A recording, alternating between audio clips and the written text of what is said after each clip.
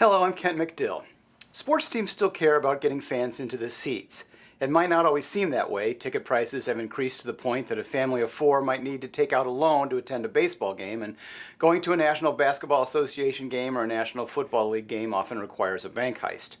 But there are still fans in the seats, and teams pay attention when some seats don't get filled.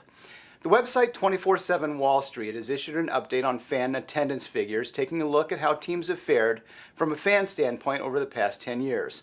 Looking back at 2005 and comparing it to 2015, it's clear that team performance on the field sparks and sometimes sustains fan interest for years to come.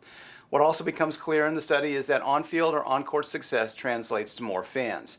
The number one team on the survey is the Kansas City Royals of Major League Baseball, which in 2005 had the worst record and sold only 42.5% of the available seats that season. That year marked the 20th consecutive year the Royals missed the postseason, and attendance reflected that. However, the Royals made the World Series in 2014 and won the World Series in 2015 and have seen a 92% increase in attendance from 2005 to 2015. The rest of the top five follow similar storylines. The Arizona Cardinals at number 2, following a long playoff drought, are now one of the best franchises in the league.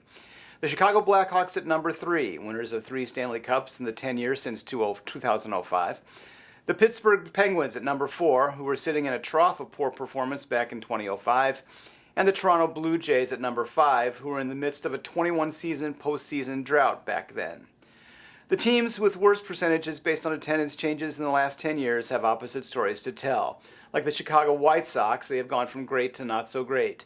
Topping the list is the Detroit Pistons, who had a sellout streak going in 2005, but have missed the playoffs for 7 straight seasons and have lost 31% of their attendance. The rest of the bottom 5 are the Philadelphia Phillies, which has had an attendance drop significantly in just the last 5 years.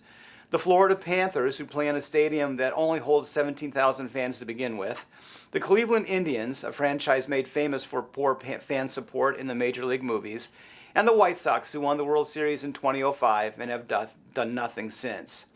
If you look at the list, you'll note that the NFL does not show up on the list of teams losing fan bases until number 14, where the St. Louis Rams have suffered the worst fate possible for a fading franchise.